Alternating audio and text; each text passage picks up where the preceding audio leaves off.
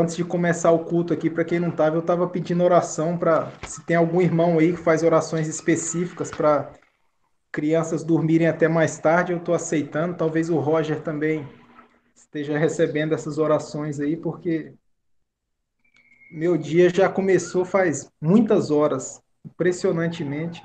Eu que sempre gostei de dormir até muito tarde, estou tendo que me adaptar aí a esse período, mas tem sido uma bênção, né? Brincadeiras à parte, a igreja sabe aí da nossa alegria em ter a Malu aqui conosco, no meio que nasceu no meio dessa confusão toda, né? Mas que trouxe muita alegria aqui para nossa casa e a gente está ansioso mesmo para retomar o contato tão logo quanto possível, tão logo quanto em segurança, né? Para retomar o contato com os nossos irmãos, porque temos sentido muita falta, muita falta. Eu vou continuar a meditação no Evangelho de Marcos. Prometo ser breve. Lá no a Camila falou na semana passada, né, da parábola dos lavradores maus. Então nós vamos dar sequência aí naquele um texto conhecido que fala do pagamento do tributo, né? Então, se puder projetar o texto aí, Adriano, eu vou ler na Almeida Revista e Atualizada, Marcos capítulo 12 versos 13 a 17. Amém?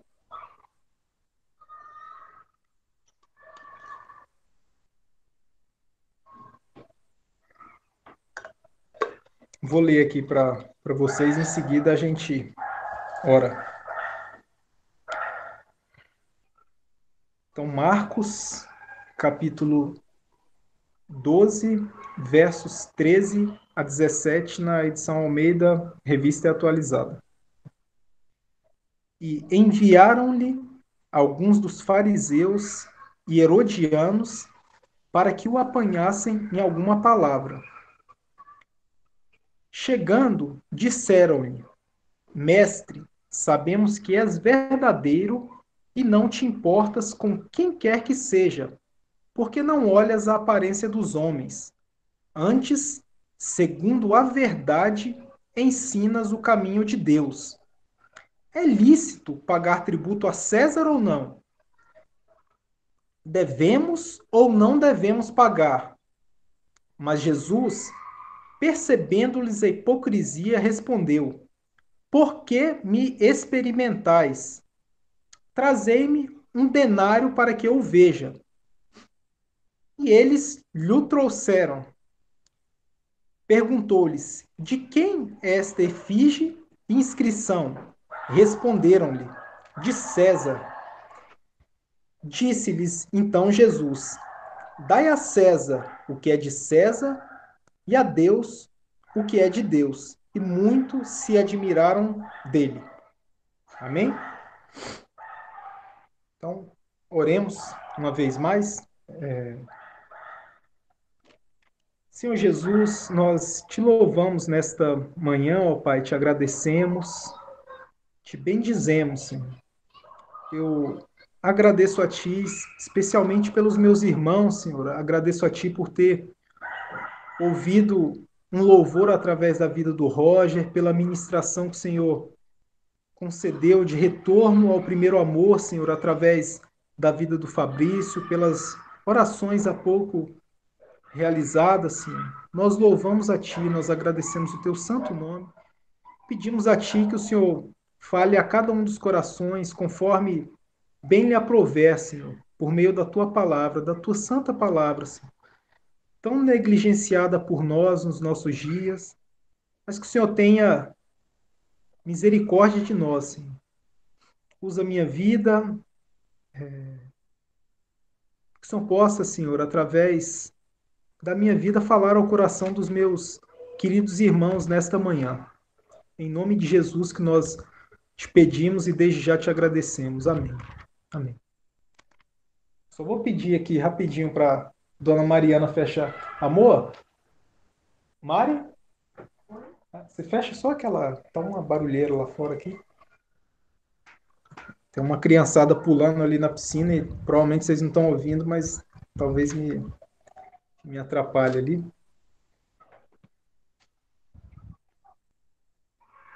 Então vamos lá, meus irmãos. O texto é bastante conhecido de todos nós, né? E eu realmente tenho muito pouco a acrescentar, tendo em vista que o texto é um tanto quanto direto, né? E tem um versículo que talvez seja o mais conhecido deles, o Dai a César o que é de César e a Deus o que é de Deus, que é muito autoexplicativo. Mas eu vou tentar, em alguma medida, trazer uma reflexão aqui com os irmãos, né? A gente vai percorrer um pouquinho do texto e verificar como é que isso se aplica à nossa vida.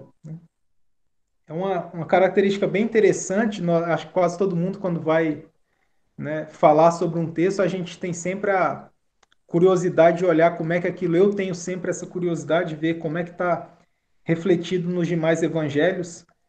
E esse é um daqueles textos que, enfim, não tem praticamente variação nenhuma. Né? Você vai lá no capítulo 22 de Mateus ou no capítulo 19 de Lucas, você vai ver rigorosamente o mesmo texto, com pequeníssimas variações. E eu queria trazer assim um pouco do contexto, né, no qual esse texto está inserido. Acho que desde o começo das meditações no livro de Marcos, que já começaram há bastante tempo, né? Eu me recordo bastante de uma das primeiras palavras que o Rodrigo trouxe lá atrás, né? Que ele trazia, ele falando mesmo da vida de João Marcos, né? Que talvez ainda no começo do seu ministério ali, ele teve atitudes que talvez não fossem razoáveis de predizer quem João Marcos se tornaria, né? Lá uma viagem missionária com Paulo e Barnabé, ele desiste talvez lá no começo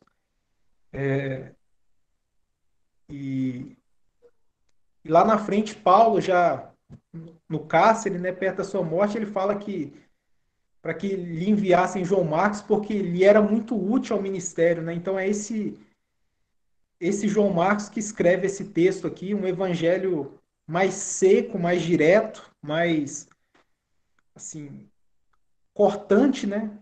Fala de muitos milagres. É um texto, parece que o texto ocorre ele é contado numa velocidade um pouco maior do que nos outros evangelhos, não tem muito rodeio, né? É muito direto o texto. E é aqui, nesse ambiente, nesse evangelho que a gente, sincero, uma história contada por alguém uma narrativa, né, do Cristo, contada por alguém que teve um começo de carreira no Senhor, meio atabalhoado, mas que teve uma história muito bonita, inclusive teve a honra e o privilégio de contar muito da vida do Senhor e muito do que nós sabemos hoje do nosso Senhor Jesus Cristo. Amém? Então, assim, o texto, a gente está ele transcorre já na última semana de vida de Jesus, né? Lá no capítulo 10 de Marcos, o próprio Senhor, ele prediz a sua morte e ressurreição, ele já fala aos discípulos, né, que fala novamente aos discípulos que morreria, que ele seria entregue aos principais líderes religiosos, que eles escarneceriam dele, que cuspiriam nele, que o maltratariam, que o matariam, né, que o feririam de morte, mas que ao terceiro dia ele ressuscitaria. A gente está falando da última semana de vida do Senhor. Né? O Senhor chega ali, provavelmente não, num domingo em Jerusalém, né, num ambiente já de muita tensão, de muito conflito. Né? Eu acho que se a gente não parar e imaginar muito só com a letra, talvez não dê para perceber, é um conflito muito maior do que esses conflitos que vivemos hoje, né? Está falando de um estado aqui onde não tinha uma separação, pelo menos antes da invasão romana, não tinha uma separação muito clara entre o que era o estado, enfim, o que era a espiritualidade, a religião daquele povo, tudo se confundia, tudo se misturava, né? A influência, a liderança, ela tinha uma raiz religiosa muito grande, muito profunda, e o Senhor ele vai exatamente contra boa parte desses religiosos. E eu sempre me pergunto se eu não estou no meio desse povo aí, né? Essa discussão sobre o pagamento dos tributos a César provavelmente ocorre numa terça-feira, né? Depois do Senhor já ter ali, eu acho que foi falado algum tempo atrás, né, do Senhor ter entrado no templo ali, se insurgido contra mercadores, contra os cambistas, contra pessoas que vendiam lá os animais para o sacrifício. Então, assim, era um clima realmente muito pesado, né? Muito difícil. A gente está falando dos últimos, de um período de muita tensão, mas que nos revela o acontecimento mais maravilhoso e mais glorioso que a gente já teria notícia aí. E o texto desde a para todos nós é um pouco um soco no estômago. Eu acho que o evangelho é assim, né? Ele nos quando a gente se compara ao Senhor, a gente sempre vai se achar em falta, mas ainda assim nós encontramos um ambiente de amor, de acolhimento, né? Mas ainda nesse ambiente de amor, de acolhimento, o Senhor sempre tem lições e coisas a nos ensinar. E esse é o ambiente um pouco que a gente se insere aqui. Então, vou percorrer verso a verso aí com os irmãos, como eu falei, espero não me delongar muito, tá bom? O verso 13 diz assim, né? E enviaram-lhe alguns dos fariseus e dos herodianos para que o apanhassem em alguma palavra. Então, algo que nos chama a atenção é que a gente está falando de fariseus e herodianos. Então, essa ligação entre o Estado e a igreja, né? Talvez as pessoas que não gostam hoje do Bolsonaro, elas se ressintam, né, da igreja achar que de alguma forma o Senhor, com um governo mais conservador à direita, tem gente que acha que, né, foi uma pessoa levantada por Deus para restaurar a família, outros acham que não, que essa aliança é muito esquisita, que é uma aliança meio promíscua, quase sempre isso acontece entre o Estado e a igreja, né? E assim, o que a gente vê é que isso não é novo, absolutamente não é novo, né? Os fariseus, juntamente com os saduceus, eles representavam ali a liderança religiosa da época, os herodianos, provavelmente um partido político, uma facção também, mais ligada ali à dinastia de Herodes, né? Provavelmente não muito conectados com a religião, mesmo que uma falsa religião, né? Eles estavam mais apegados, possivelmente mesmo ao poder, ao establishment. A gente vê que isso é algo que muito antigo, né? Os fariseus, assim, eu li num dos comentários bíblicos que os fariseus eles provavelmente aceitavam ali o Império Romano, achando que aquilo era um juízo do Senhor, e os herodianos o jugo do Império Romano, pensando em alguma forma tirar vantagem, né? Mas o que nós percebemos é que essas uniões, tanto para o nosso contexto da igreja protestante, brasileira, contemporânea, pós-moderna, né? Assim, quem fica muito chateado ou quem fica muito feliz com as uniões entre o Estado e a igreja que acontecem nesse governo, que aconteceram no governo anterior. O que a gente sabe como certo é que isso é muito antigo, né? Isso não é novo. Isso vem de muito tempo. E, via de regra, alguns nesse. Eu acho que tem sempre gente, talvez bem intencionada, e tem boa parte das pessoas que buscam, de alguma forma, se privilegiar, independentemente do contexto, né?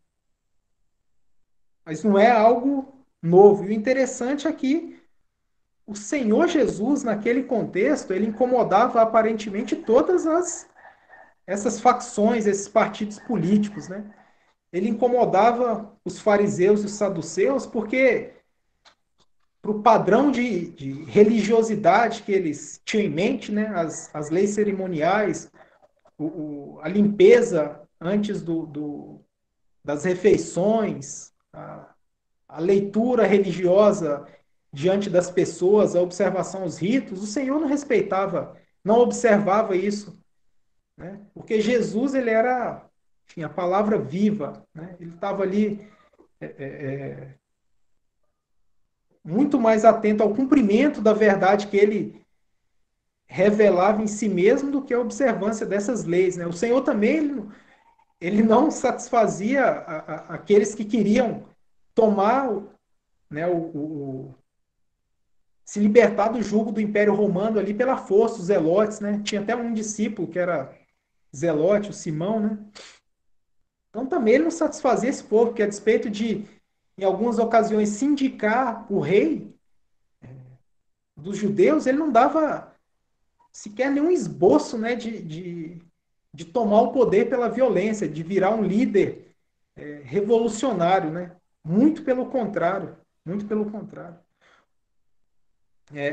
O Senhor também ele não tinha lá uma espécie de grupo religioso também, os essênios, que mais ou menos como no contexto dos monastérios, né, na Idade Média, no período medieval, eles se isolaram, né, e o Senhor também não satisfazia os anseios desse povo, porque ele andava no meio dos pobres, no meio dos doentes, das prostitutas, de gente de todo tipo, né? Jesus não fazia definitivamente acepção de pessoas. Então a gente vê que esse contexto de proximidade política e religiosa, ele vem de muito tempo e que parece que o Senhor ele tem o hábito aí de contrariar essas coisas. Infelizmente, a igreja, por vezes, ela caminha por lugares tortuosos, né? E nós não estamos livres desse risco, mas temos um guia, né? O Senhor, a quem nós devemos observar, né? Aí no verso 14, na primeira parte do verso 14, diz assim: chegando, disseram-lhe: Mestre, sabemos que és verdadeiro e não te importas com quem quer que seja, porque não olha a aparência dos homens. Antes, segundo a verdade, ensinas o caminho de Deus. Né? E aí, logo em seguida, vem uma pergunta. Ou seja, a gente está aqui num ambiente de uma bajulação pura, né? Uma puxação de saco falsa. Se a gente olhasse aqui todas essas palavras, se elas fossem ditas do fundo do coração, elas eram muito verdadeiras, né? Porque nada do que foi dito aqui, de fato, é mentira, né? Realmente o Senhor é verdadeiro, ele não se importava com a aparência dos homens, antes ele ensinava a verdade de Deus, sem olhar para essas diferenças, né? Como eu falei, ele caminhava no meio de gente esquisita, da escória da sociedade, por vezes, né? De leprosos, ele estava no meio desse tipo de gente, né? Eu me lembrei lá do livro Cristianismo Puro e Simples, quando o C.S. Lewis ele fala do dualismo, né? Quando ele fala que o mal ele não consegue nem sequer ser o mal, ele é uma imitação do bem, né? Eu me lembrei fui buscar, lá no livro diz o seguinte: a bondade, por assim dizer, é ela mesma, ao passo que a maldade é apenas o bem pervertido. Então essas palavras aqui, não fossem elas carregadas de más intenções, né, por parte desses partidários dos fariseus, herodianos, lá no livro de Lucas fala em escribas, elas seriam carregadas de verdade, mas a intenção do coração dessas pessoas maculava essas palavras, né? E de fato, é, é,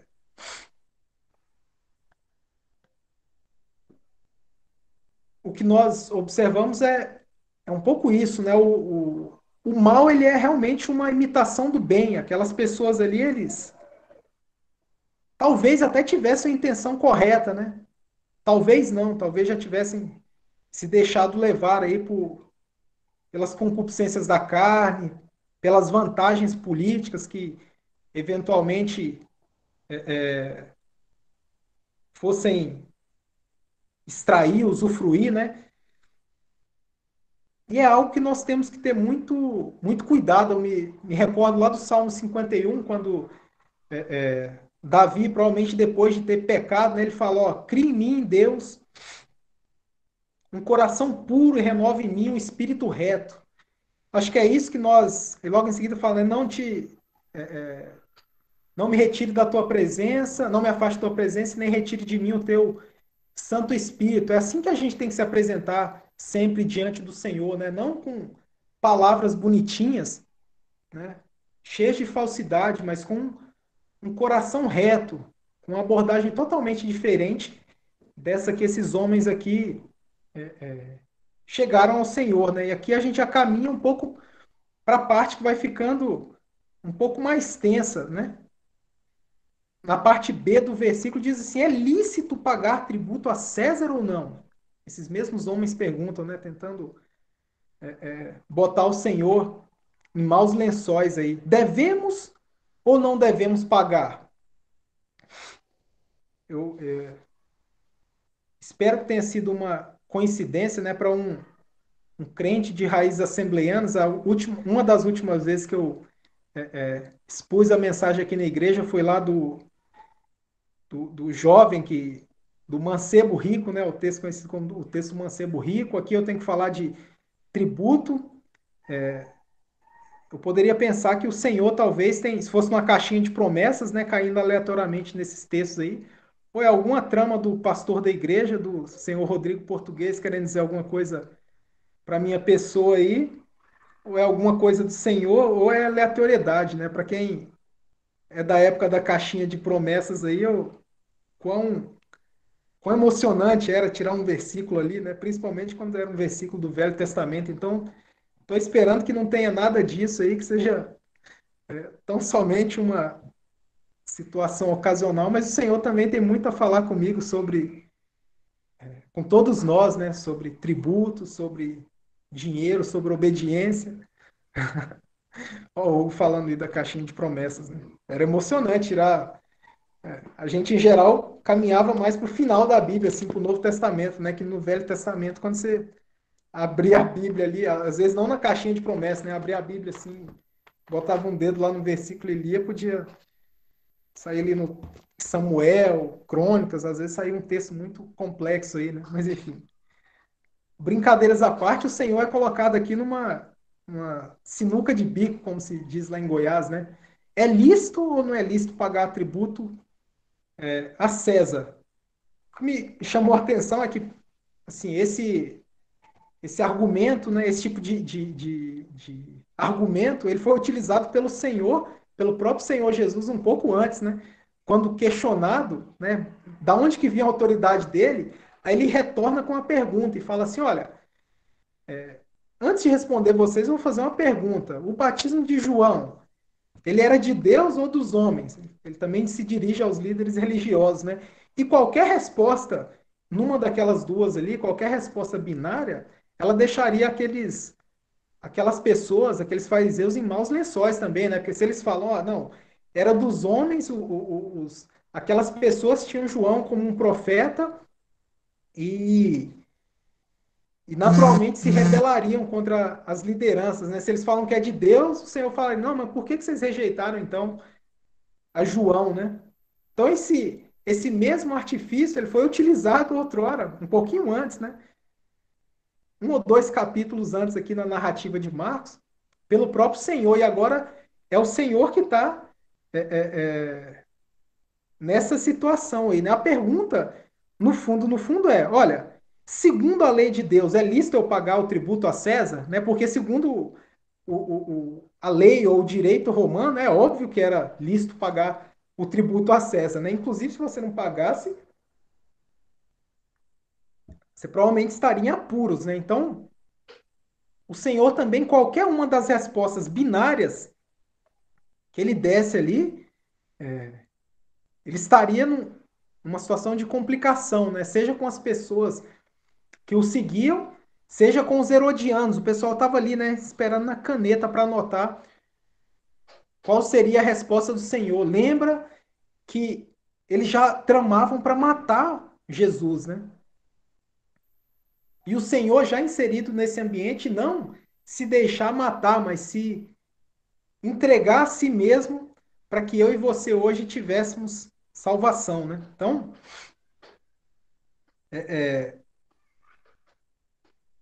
assim como hoje é muito diferente isso, né? A gente não consegue perceber exatamente a dor que era aquilo ali, mas um tributo, eu imagino que um tributo romano para um judeu, o tributo era o imposto que era pago pelo rico e pelo pobre mais ou menos de forma igual, né? Não era como as outros tipos de tarifa, que às vezes a pessoa pagava ali, ela podia praticar o comércio, enfim, ele tinha algum benefício daquilo. Não, o tributo não tinha benefício nenhum. E era uma situação de humilhação mesmo para aquele povo, né? E esse negócio de os humilhados serão exaltados é melhor que seja para o vizinho, para o parente, né? Para mim nunca é bom. Né? A gente nunca gosta muito de nós mesmos receber esse tipo de humilhação. Quando a gente está assim, é impressionante, né?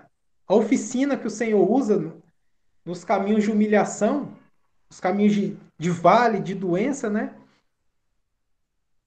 Eles nos fazem crescer demasiadamente quando a gente observa o agir de Deus, mas nós nunca queremos estar numa situação como essa, né? E o tributo, ele era, sim, uma situação de humilhação para aquele povo. E nós, por vezes, nós passaremos, sim, no Senhor, situações de humilhação, né? De penúria, dificuldade, que a gente possa observar o agir de Deus também nessas situações, né? E eu vejo assim a gente vê uma sabedoria muito grande do Senhor, porque na nossa vida, em geral, quando a gente vê uma situação assim binária, principalmente quando não é com a gente, né? Quando é com o outro, a gente quase sempre tem resposta muito pronta, né? Boa parte dos irmãos aqui, eu para dentro de casa a gente pode conversar, né? Eu acompanhando essa reflexão, não me manifestei em canto nenhum, até porque eu não sou um sujeito afeto às redes sociais, né? Mas tenho acompanhado a- enfim, eu acho que vai acontecer uma espécie de linchamento público com o pastor Ed René aí, né? Por conta das palavras dele. E me parece que é muito. Eu não vou falar absolutamente nada, né? Porque eu fui muito abençoado pela vida dele. E se ele falou algo com que eu não concordo, vou pedir ao Senhor para que. Né, eu não me sinto nem muito, de verdade, confortável em pedir muita coisa a Deus por conta da vida de uma pessoa que já me abençoou tanto e que tem tanto mais caminhada assim, né, diante do Senhor. Mas eu vejo mais ou menos assim, né, uma pessoa chegando para Jesus e perguntando: olha, é lícito pagar ou não pagar tributo a César? E a nossa vontade nesse tipo de situação é dar uma resposta meio imediata, né, binária dessas, ou é ou não é, né? E cair numa cilada no momento seguinte, que seria o que aconteceria com o Senhor, porque provavelmente quando a gente dá esse tipo de resposta pronta para situações complexas, né, para conflitos às vezes, a gente se pega na armadilha no momento seguinte. Eu não quero nem entrar aqui absolutamente, né, no que nessa situação, mas talvez seja muito mais sábio, sensato da nossa parte orar e pedir a Deus para que as coisas caminhem bem. Se o pastor falou algo errado, que enfim, né, que ele reflita e possa ter seu coração retornado, se as lideranças de alguma forma se cederam, que também reflitam um pouco melhor sobre o benefício, né, com algum nível de pragmatismo, mas com muito mais amor no Senhor. Né? E é muito assim, quando a gente encara, Tem muitas situações do nosso dia a dia que, se a gente encarar de forma binária, a gente está em maus lençóis, né? Nós, como cristãos, principalmente situações muito complexas, nos deixam sempre em maus lençóis, porque no momento seguinte a gente se apanha caindo, né? Eu estou me recordando aqui de outra situação, né? Daquela menina que foi uma situação infernal, terrível, né? Que foi violentada, não sei se tinha 10 ou 11 anos, e, enfim, estava grávida e foram tirar o bebê, isso me dói, né? Assim, é terrível. E, enfim, qual que foi né, quando você tem uma resposta pronta para um tipo de situação desse, o que você faz? Você, a pessoa se sente, né? Eu naturalmente sou absolutamente contra qualquer das coisas que foi feito, contra o aborto, contra violência sexual contra qualquer tipo de pessoa, sobretudo com a criança, misericórdia. Mas absolutamente eu não me acho no direito de bater lá na porta do hospital, desconsiderando a dor da família que passou por aquilo ali, né? Então, às vezes é melhor a gente refletir um pouco quando a gente tem uma situação binária, assim, porque a nossa vida, a realidade, às vezes, na teoria, a prática é outra, né? Assim, a realidade, às vezes, é mais dura do que a gente consegue imaginar. Então, que a gente tenha a mesma sabedoria que o Senhor teve em lidar com a situação, que qualquer resposta menos pensada aqui, né, poderia colocar o Senhor em maus lençóis. Logo em seguida, fala assim: Mas Jesus, percebendo-lhes a hipocrisia, respondeu: Por que me experimentais? Trazei-me um denário para que eu veja. Né? Lá no texto de Mateus, o texto aparece um pouquinho diferente, né? Diz assim: Por que me experimentais hipócritas? Né? E uma característica que nós vemos interessante do Senhor, que nas situações difíceis, duras, que ele teve que enfrentar, e ninguém teve que enfrentar mais situações difíceis ou duras como ele se portou como um homem, né? Se fosse uma mulher que tivesse que enfrentar uma mesma situação, seria se portar como uma mulher com dignidade. Não estou querendo, né? Ele não foi uma palavra bonitinha, né? Foi uma palavra de confrontação.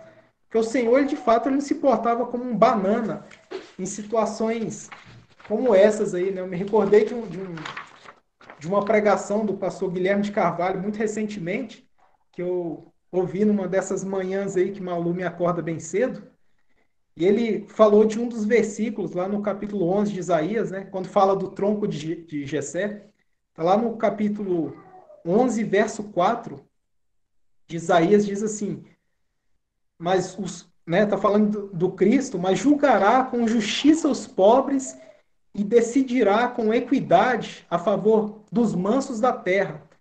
Ferirá a terra com a vara de sua boca e com o sopro dos seus lábios matará o perverso, né? A gente vê logo numa narrativa anterior que fala da purificação do templo que o Senhor de fato ele não se omitia, né? Quando precisava chamar alguém de hipócrita, ele chamava alguém, né, essa pessoa de hipócrita, essas pessoas que vieram com palavras bonitinhas, né?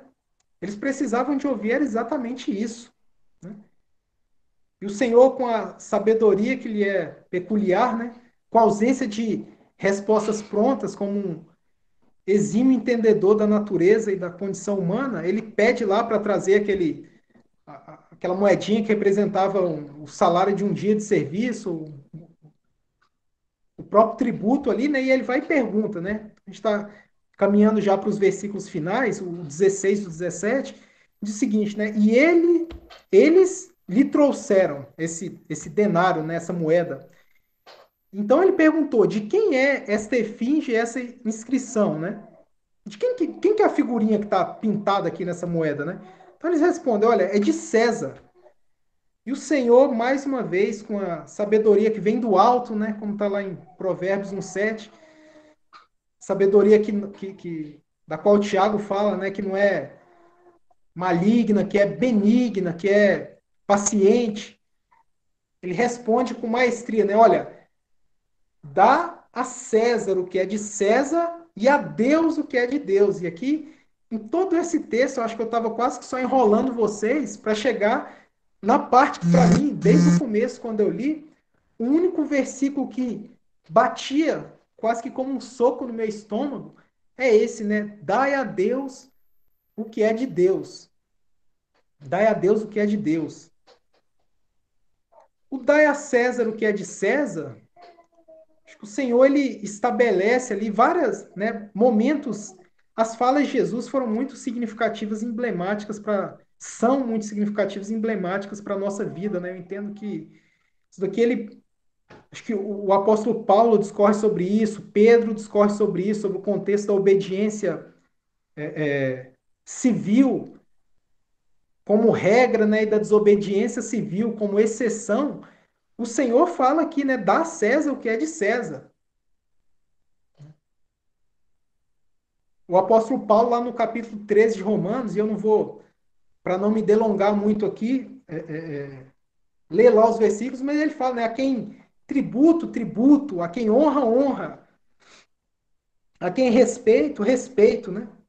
E ali a gente estava num contexto também, esse contexto não era minimizado, era um contexto provavelmente piorado, né? Talvez na época de Nero ali já, e o apóstolo Paulo conclama as pessoas à obediência à autoridade, né? Conquanto essa autoridade ela não estivesse roubando a primazia do Senhor, né? Então, como regra, eu acho que a nossa conduta ela é um pouco essa mesmo, né? Dá a César o que é de César. A gente enquanto cidadãos brasileiros, acho que muita gente se ressente de ter que, quem paga imposto de renda, né? E é pouca gente aqui no frente ao todo, tem muita gente que não paga imposto de renda porque não recebe remuneração suficiente para pagar. Eu trabalhei no IBGE, eu tenho mais ou menos esses números de cabeça, né? Então muita gente ela está sendo muita gente está sendo lesada de forma que sequer vê, né? Os tributos são meio ocultos aqui no nosso país e eles são mais pesados ainda sobre as pessoas mais humildes, né? E quem paga, às vezes, está pagando é porque ganha mais, acha isso um absurdo, né? E tem gente, às vezes, crentes mesmo, né? Impressionante quem conhece um pouco mais do meio empresarial e é difícil de ter uma empresa que pague corretamente os tributos, né? E a gente pode até falar, né? Ah, que é um absurdo e tal, mas infelizmente, irmão, o nosso caso é assim, né? Dar a César o que é de César. É pagar o tributo que tem que pagar, é respeitar a lei. Conquanto não fira essa lei, né? A nossa obediência maior, que é ao Senhor, é duro, mas a gente tem que obedecer, né? Eu acho que até se fosse nos dias de hoje, no contexto brasileiro aqui, o Senhor não falaria dai a César, né? Porque César era representante do Império Romano, que, enfim, qualquer negativa ali, você, de uma pessoa como nós hoje, qualquer contestação a César, a gente seria esmagado igual uma barata, né? Igual quando você pisa numa barata. Então, hoje, a parte do jogo, você contestar, você, né? Quem é mais, tem mais engajamento político, você mobilizar algum parlamentar, em prol de alguma proposta. Então, isso é do jogo. Talvez hoje o senhor falasse, ó, no contexto aí brasileiro, respeita a Constituição e as suas leis aí, né? Conquanto isso não fira aquilo que é de Deus, nós temos que respeitar, né? A gente pode questionar, pode tentar mudar isso, mas o fato é que, como cidadãos do reino, nós temos várias, né? Tem um texto lá de Pedro, em 1 Pedro, no capítulo 2, eu vou ler aqui o início, lá no verso 3 diz assim, né? Sujeitai-vos a toda instituição humana por causa do Senhor, quer seja o rei, como soberano, quer as autoridades, como enviadas por ele. Aqui discorre um pouco mais o texto sobre outras situações, mas assim, como regra, a nossa conduta é de obediência, né? Mas eu queria encerrar a nossa reflexão com a última parte aqui. Como eu falei, não tem nada, as camadas para mim desse texto, como o Gustavo costuma falar nas reflexões dele, né? Elas são muito claras, muito diretas, né? E o que ressoa no meu ouvido É quase que só esse versículo aqui de tudo que eu li, dai a Deus o que é de Deus. E tem coisas que são de Deus por direito e que nós eu não sei, mas eu tenho negligenciado absurdamente, né? E por isso eu me sinto mais ou menos como aquele camarada que está preso e tem o direito de permanecer calado no sentido de acusar qualquer outra pessoa, né? Porque eu tenho falhado um tanto com o Senhor em várias das coisas que são de Deus por direito. Né? Quem fez o curso Perspectivas, a gente aprende lá e aprendemos também na nossa caminhada cristã, né?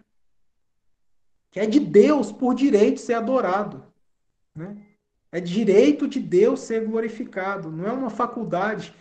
Nossa, bem-aventurado o homem, né? Que aprende, que descobre, que saudável coisa fazemos nós quando reconhecemos, né? Que é direito de Deus ser glorificado. Lá naquele. Esse curso é maravilhoso, quem nunca fez, recomendo. Acho que temos alguns aqui dos irmãos que fizeram, né? Recomendo fortemente que façam, né? O Perspectivas, que a gente aprende muito sobre missiologia, e lá num dos livrinhos, lá, guias do curso, né? Lá no começo, tem os dois textos iniciais, talvez, eles falam muito, né, da glória de Deus, de que Deus revela a sua glória para todos os povos, para receber glória de todos os povos, que a história, a Bíblia é a história da glória de Deus. Então, é por direito de Deus receber glória. E na nossa caminhada prática, muito mais do que a política, né, na qual por vezes estamos inseridos, na obediência a César,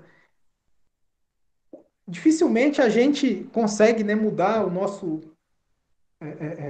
país, o mundo. Quase todo mundo, quando é adolescente, a gente pensa numa escala muito mais global, né? E aí a vida vai passando, a gente descobre que mesmo a nossa vida, a nossa família, o nosso amigo, né, muito difícil de mudar, e nós mesmos. E uma das formas de entregar a Deus, né, é algo muito mais perto, muito mais próximo de nós, é render glória a Deus, porque é de Deus. Dai a Deus o que é de Deus por direito. Ser glorificado no seu dia a dia, nas coisas pequenas, né? No seu trabalho, no seu papel como pai, como irmão, como tio, como filho nesse momento, né? Tão difícil. Então é de Deus ser glorificado nas suas atividades pequenas. E para além da, da, de obedecer a César, para além do contexto político, religioso no qual estamos envolvidos, é dar a Deus o que é de Deus.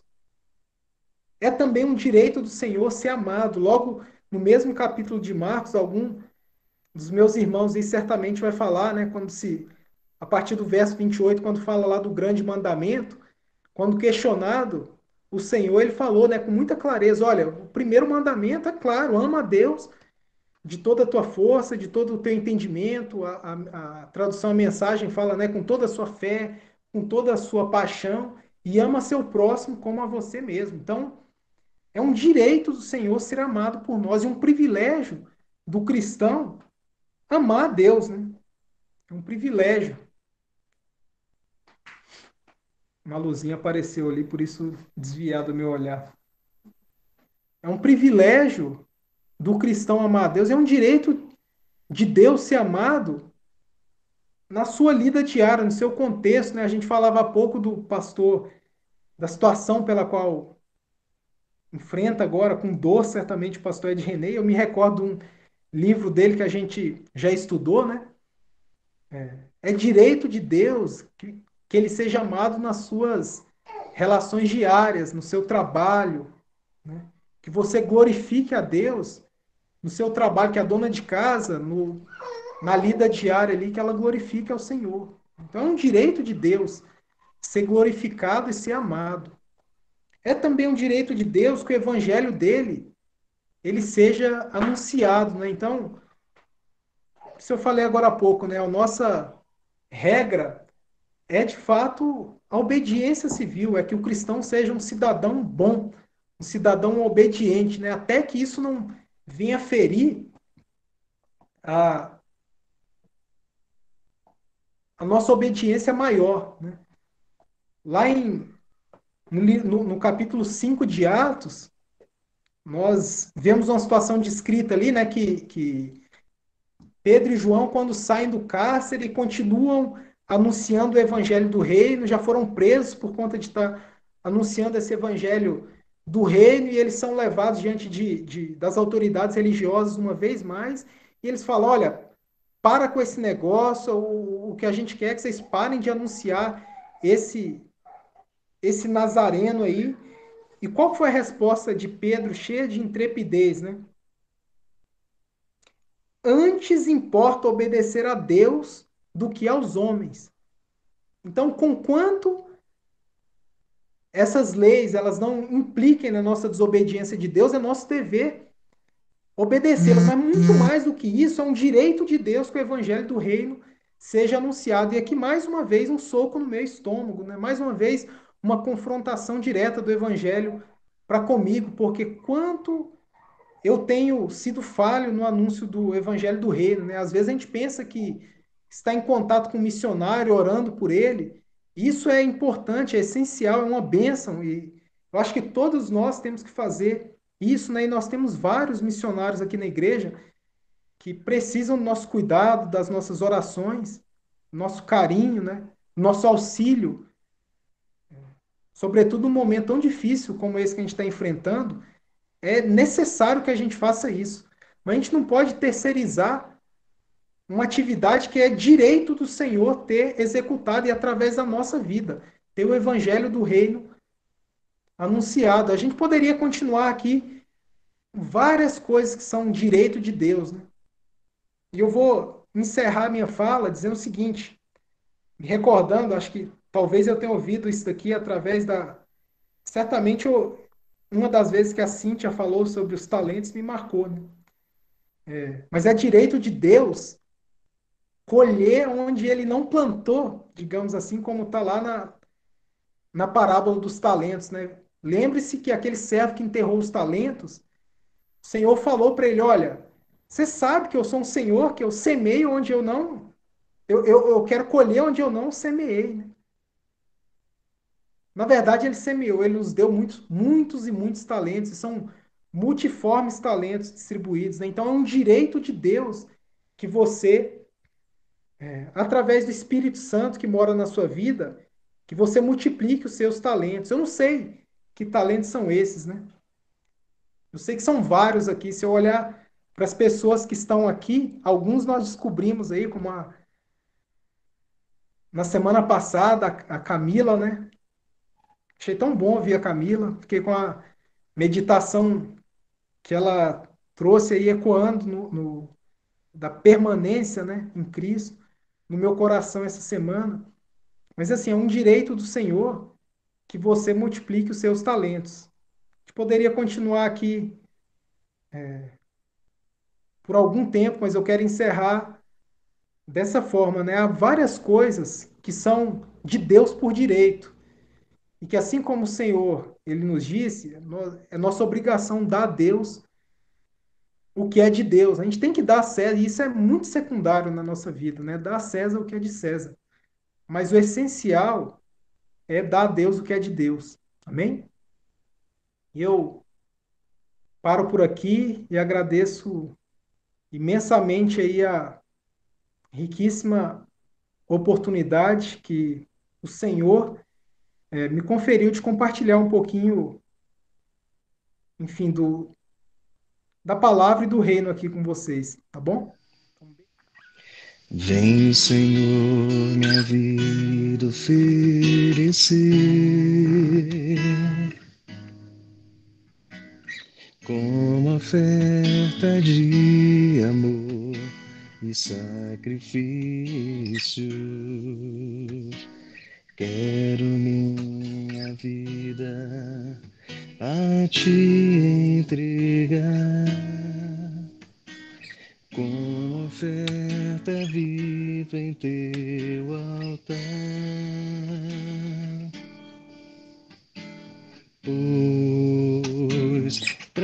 te adorar. Foi que eu nasci, cumpre em mim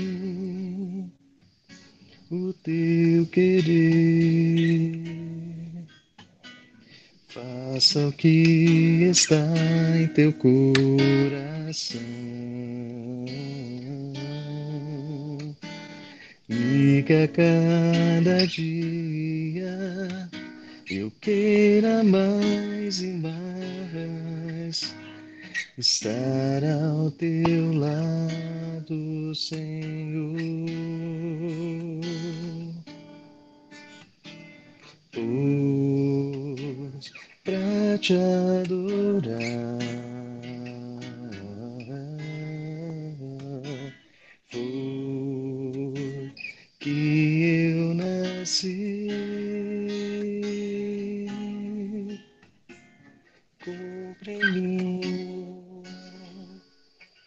o teu querer. Faça o que está em teu coração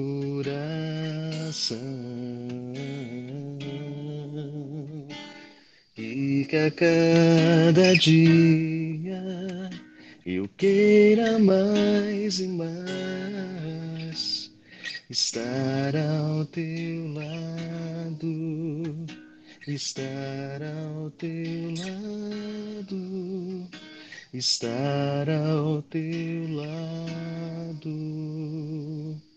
Senhor. Estar ao teu lado, estar ao teu lado, estar ao teu lado, Senhor.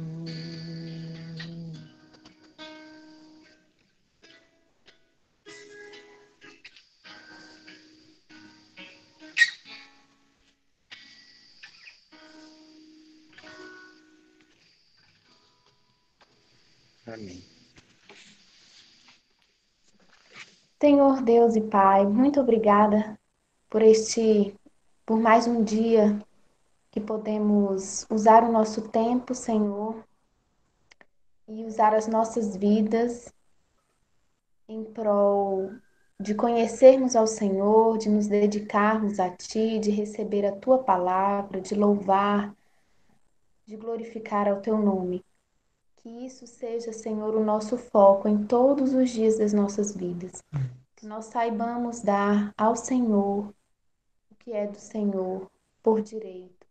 Que nós possamos permanecer nessa atitude diariamente, continuamente, sem cessar, como assim diz a tua palavra, Senhor.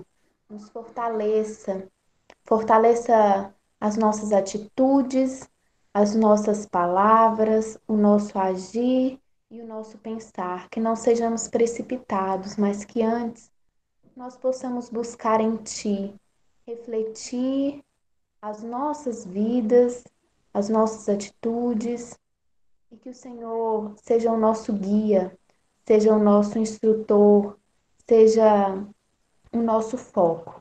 Em nome do Senhor Jesus, que esta semana possamos refletir acerca dessa palavra, das palavras que vêm sendo ministradas ao nosso coração nestes momentos de culto, que nós possamos,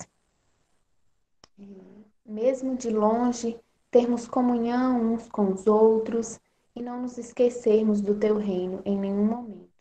Em nome do Senhor Jesus, nós pedimos a Ti e já te agradecemos por tudo que tens feito, porque sabemos que tudo que temos e que somos vem de Ti, Senhor. Obrigada por isto. Amém. Amém.